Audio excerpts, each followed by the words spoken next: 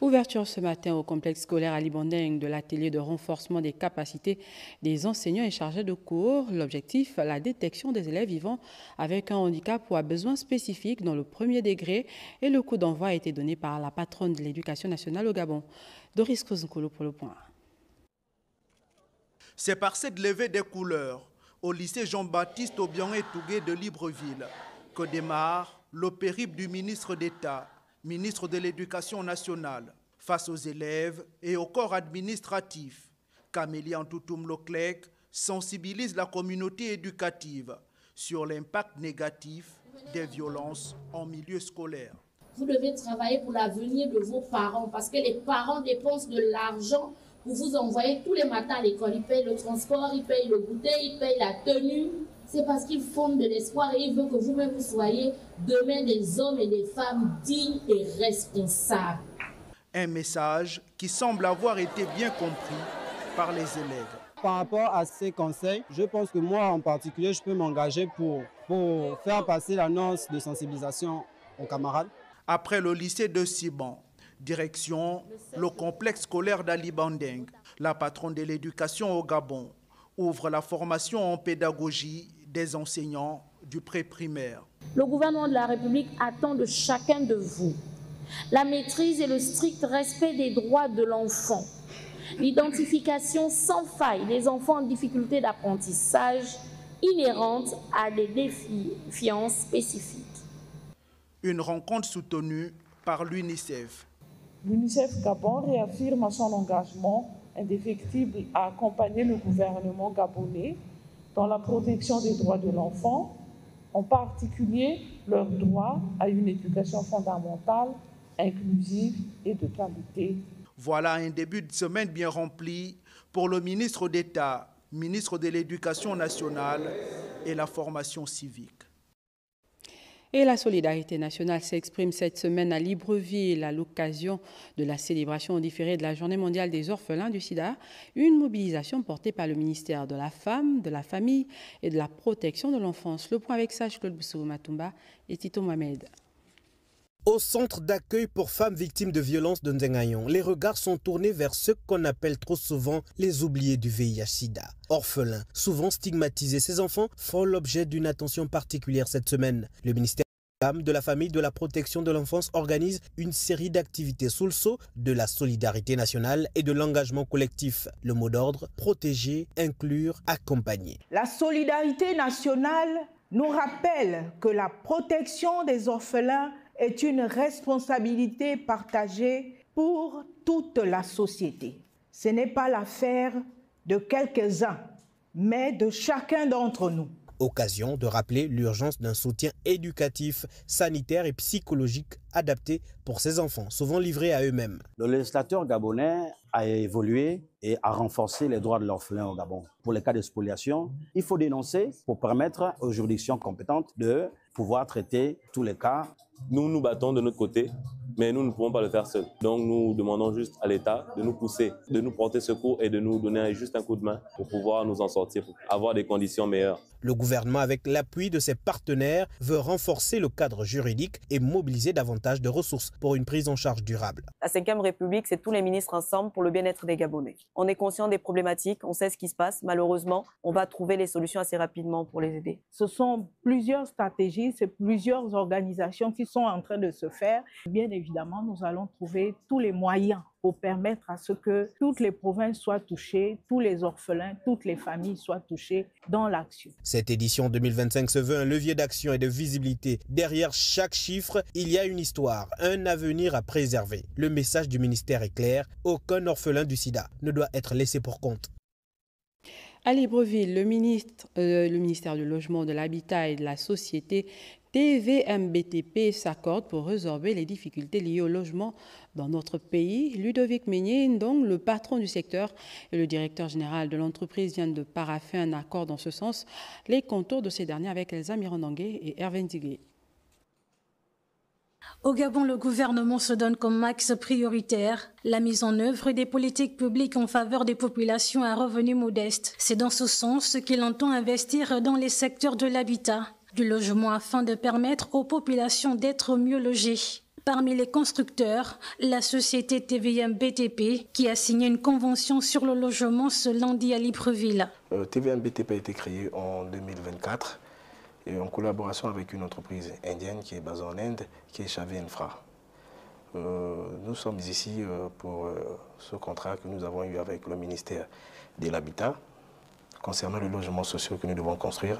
Nous avons 113 logements à réaliser ici à Libreville, précisément à Mine de Baie. Ce partenariat qui apporte des ressources supplémentaires, une expertise diversifiée indispensable à la réussite de ce projet permettra de créer des emplois dans le Grand Libreville. La priorité d'abord est aux compatriotes pour la main-d'œuvre. Uniquement des compatriotes pour donner de l'emploi. Ce modèle de financement du logement vise à mutualiser les expertises adaptées aux réalités du territoire, d'améliorer l'accès à la propriété, de réduire les inégalités et de stimuler la croissance économique du pays. De son côté, le ministre des Eaux et Forêts a procédé à la remise du matériel de travail aux éco-gardes, une dotation de l'Agence nationale des parcs nationaux qui s'inscrit dans le cadre du projet éléphant piloté par le PNUD et l'AFD. Léa Bifane, Pierre Claver est là. Du matériel pour améliorer les conditions de travail des éco-gardes et faciliter leur déploiement sur le terrain. Cette dotation, qui apparaît comme un appui à l'Agence nationale des parcs nationaux, intervient dans le cadre du projet éléphant soutenu par le PNUD et l'AFD. Ce sont des outils qui permettent de traiter en backup les données que nous relevons dans la forêt de façon à vous présenter de façon périodique donc des comptes rendus qui soient fiables sur l'état de nos forêts, sur la biodiversité, sur les menaces qui pèsent sur nos écosystèmes. Le JEF7, comme vous le savez, c'est un projet qui est mis en œuvre par la DGEPN, du ministère de l'Environnement, de l'Écologie et du Climat, avec l'appui du PNUD, et qui bénéficie à plusieurs directions générales, dont celle de l'ANPN et du ministère des Eaux et Forêts. Des outils indispensables qui vont permettre au Gabon d'affirmer un peu plus son engagement dans la conservation de la biodiversité. Cette cérémonie de remise d'équipements aux agents de l'Agence nationale des parcs nationaux affectés au parc Tridome et du Sud témoigne de notre détermination à renforcer leur capacité opérationnelle sur le terrain. Ce projet ambitieux se concentre sur plusieurs axes clés, à savoir la lutte contre le braconnage, la gestion des corridors écologiques, la prévention des conflits hommes-faune et l'implication active des communautés locales. Ces différents outils sont mis à la disposition de 6 parcs nationaux, à savoir le parc de Waka, Mikebe, Birungu, Wanya, Mukalaba et Ivino. Le ministre des Travaux publics et de la Construction était lui aussi sur le terrain ce week-end. Après le Grand Libreville, c'était au tour du département de la Noya de recevoir le patron du secteur et son équipe. Objectif, constater l'état d'avancement des travaux de la route Ntoum-Coco Beach. Betty Ondjembe, lui Bestar Linyongo. Base vie de l'entreprise Ebomaf à quelques encablures de Ntoum, le matériel est parqué. Ntoum-Coco Beach, linéaire 83 km, devra être réalisé en 4 ans. Après de 8 mois, le taux d'exécution est de 25%. Une route en 2 fois 1 voie, voilà, chacune des voies donc large de 5 mètres avec des accotements de 1 mètre de part et d'autre, donc au total 12 mètres de plateforme. Et les travaux de terrassement sont entièrement réalisés et les ouvrages sont réalisés à cette date à plus de 60%. Et maintenant, ce qui reste à venir, ce sont les travaux de couche de chaussée. Tout le long du parcours Ntoum-Coco Beach, les ouvriers sont à pied d'œuvre, les machines tournent à plein régime. Ici, la pose des ballots est là. Les travaux de terrassement, des stations de péage et de paysage sont prévus. Un déploiement des équipes et de matériel qui réjouit le ministre. Je pense que les choses avancent très bien. Nous sommes venus sous un temps pluvieux, dans des conditions un peu difficiles. On a trouvé l'entreprise sur le terrain en train de travailler avec 3 bases vie qui tournent. Donc ça veut dire que les travaux, on va dire quoi, de l'assainissement vont bon train. On pense qu'avec la saison sèche qui arrive, les travaux vont s'accélérer. Donc on a fait le linéaire jusqu'à Coco Beach, vraiment pour apprécier également les difficultés. Mais on va dire que dans l'ensemble, il y a vraiment une bonne dose d'espoir. Edgar Moukoubi a également apprécié le niveau d'exécution des travaux de réhabilitation des voiries de la ville de Coco Beach. En visite dans les entités sous tutelle depuis bientôt une semaine, le ministre de la Communication a visité ce matin le Centre national de tri et l'imprimerie de la Poste SA. Partout où il est passé, Paul Maringonjou a découvert une structure en perte de vitesse qui a besoin d'une bouffée d'oxygène. C'est ce que nous disent Patrick Simangoy et Terence Langa. Au Centre national de tri situé au quartier Charbonnage, le ministre de la Communication et des Médias est allé à la découverte d'une unité économique de la Poste SA qui a fait la fierté de notre pays il y a une trentaine d'années dans la supervision, la coordination des activités de collecte, de tri, de traitement, d'acheminement et de distribution sur le régime national et international. Tous les services y rattachés, courriers postaux, boîtes postales, courrier express, le colis, la livraison, l'achat, le timbre et l'affranchissement ont été touchés du doigt par Paul Maringonjou. À la cabine de chargement, des difficultés et non des moindres ont été portées à la connaissance du ministre de la Communication et des Médias chargé de la Poste. Monsieur le ministre, nous pouvons bien faire, mais nous sommes limités. Vous pouvez voir, la chaleur, il fait très chaud ici. Depuis janvier, ce service a réussi à livrer 1323 colis sur Libreville et 3885 autres paquets à l'intérieur du pays pour une valeur monétaire de 4 millions de francs CFA par mois, soit 18 millions de francs CFA engrangés depuis 5 mois. Au courrier express, le ministre Ngonjou a mis les pieds dans le plat. Nous avons sûrement entendu parler d'EMS déjà plus, et aujourd'hui, c'est EMS qui est réduit à ce nouveau institut, sans normes sécuritaires. Le courrier ordinaire recommandé, le paquet poste et les colis postaux sont réceptionnés et acheminés depuis le centre de tri des charbonnages, mais les colis abandonnés sont nombreux ici. Pendant un certain nombre de jours, de mois, parfois des années, nous les ouvrons. Nous les ouvrons pour essayer d'identifier à qui appartiennent les ouvrages et les colis, pour essayer de trouver ces personnes et les remettre les colis. Malheureusement, beaucoup ne viennent pas. Le centre de tri mérite une modernisation de l'outil informatique pour une meilleure performance.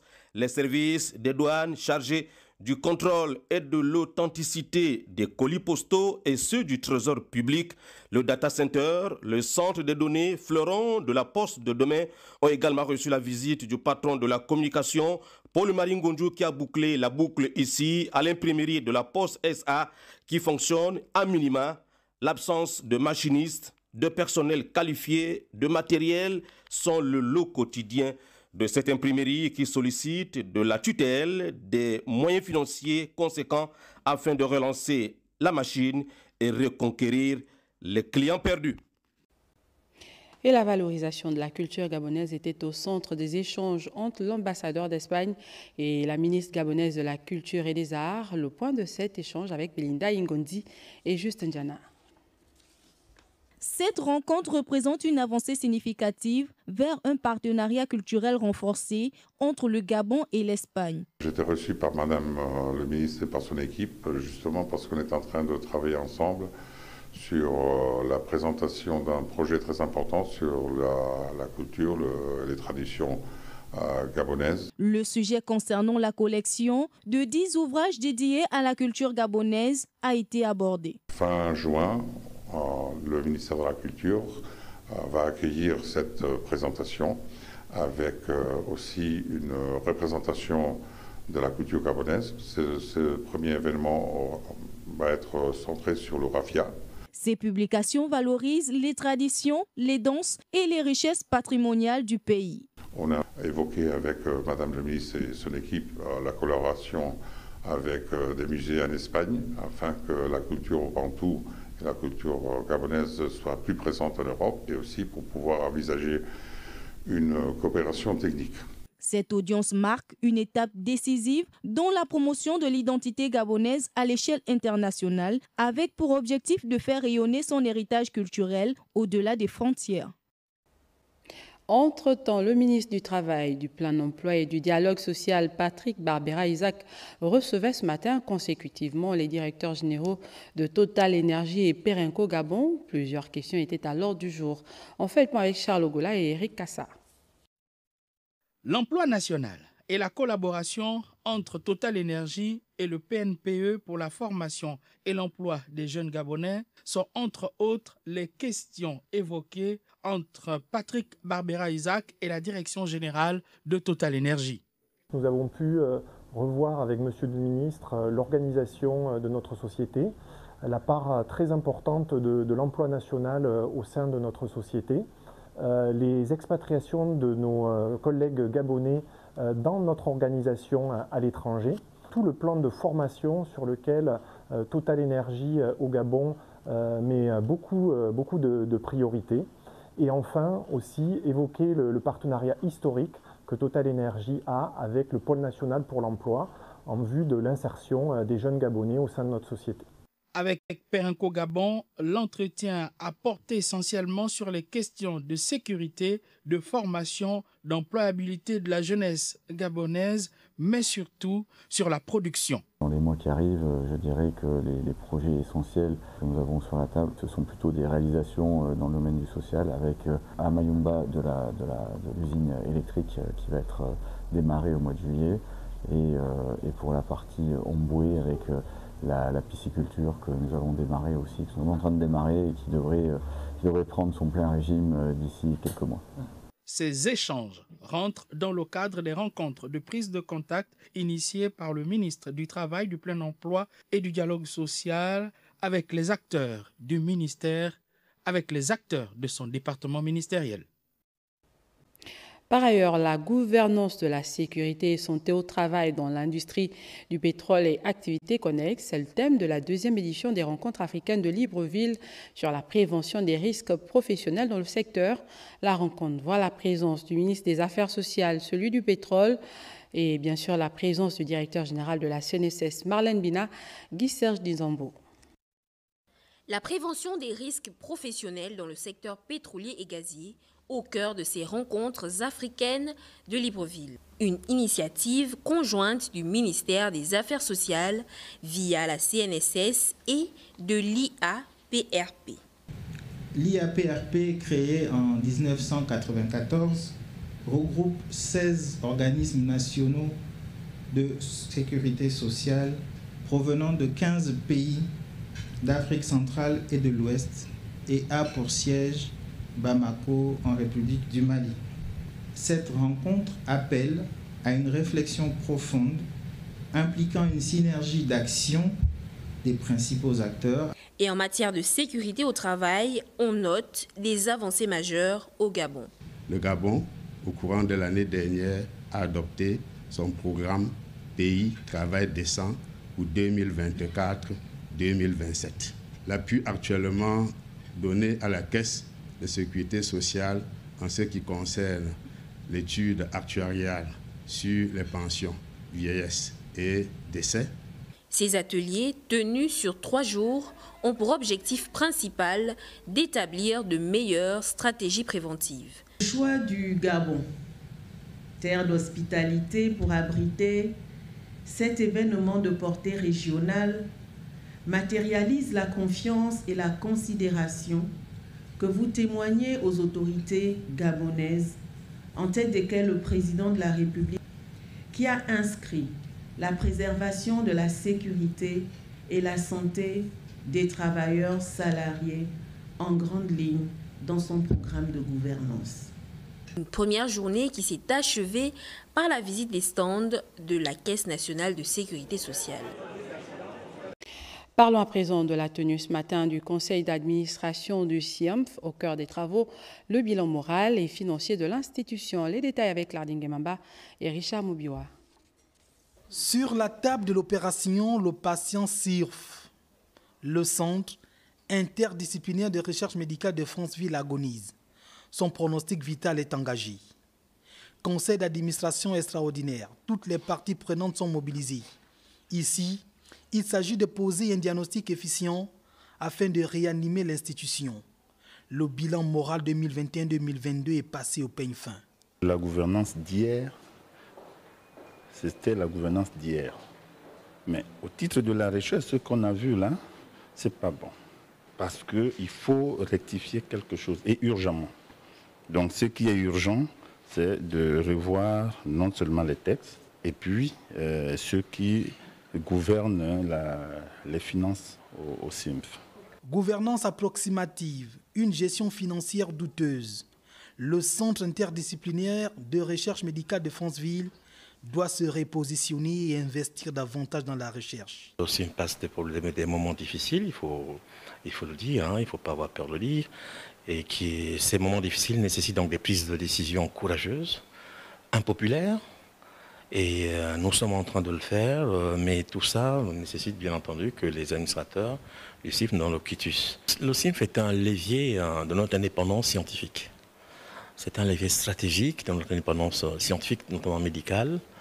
Le CIMF est un fleuron qu'on doit conserver. Après un peu plus de 50 années d'existence, le CIMF, Laboratoire national de référence pour le diagnostic des maladies infectieuses, doit se réinventer.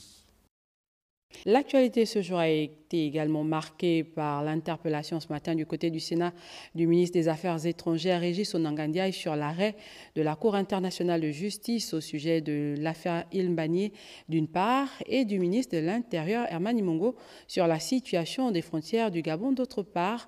Le débat a été dirigé par Paulette Missambo, le président de l'institution, qui a vu la présence du vice-président en charge du gouvernement Alexandre Barrot-Chambrier. On regarde. Ce débat démocratique et républicain entre les sénateurs et les membres du gouvernement avait un seul objectif. Je voudrais souligner l'importance des débats que nous allons avoir pour notre démocratie et pour l'intégration de notre sous-région.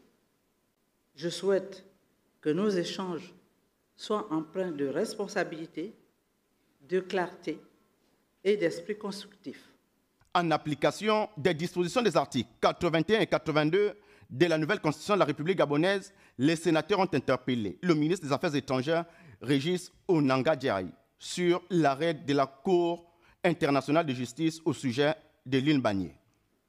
La décision de la CIJ n'aura pas pour effet d'apporter des tensions entre nos deux pays, ni entre nos deux peuples, car le dialogue et la concertation, chers au président de la République, son Excellence, vice-président Oligui Nguema, président de la République, chef de l'État et chef du gouvernement, seront toujours privilégiés du fait des liens historiques et fraternels qui nous unissent. Les intérêts, je puis vous en assurer, les intérêts de la nation gabonaise seront préservés, ainsi que la paix dans notre région. Le ministre de l'Intérieur, Herman Imongo, a quant à lui été entendu sur la situation des frontières du Gabon avec ses voisins. Pour ce qui est du linéaire frontalier entre le Gabon et la Guinée équatoriale, ce sont 353 km de linéaire frontalier terrestre, non compris la zone maritime que les deux pays ont en partage. Le décret 00-2066-PR-MH-CUCDM du 4 décembre 1992, le site de l'Ilmbagné faisant partie intégrante du tracé de la ligne de base, tel que signifié à Sao Tomé et Principe en 1984 et à la Guinée équatoriale en 1985. Ce sujet complexe liant la préservation de la souveraineté nationale et le maintien de bonnes relations diplomatiques avec la République de la Guinée équatoriale a suscité plusieurs réactions de la part des vénérables sénateurs. Dites-nous sans ombrage si les villes de Mongomo et Bébéine, qui attirent déjà à tort ou à raison la convoitise de certains de nos compatriotes en échange des îles querellées, sont déjà gabonaises ou seront gabonaises. Quels mécanismes avions-nous mis en place pour évaluer le potentiel des ressources naturelles enfouies sous les territoires querellés, à savoir Ilmbagné et les îlots cocotiers et Konga? En répondant, vénérable sénateur, les deux membres du gouvernement ont apporté un grand espoir au peuple gabonais s'agissant de la suite à donner aux différents frontaliers qui opposent le Gabon et la Guinée équatoriale.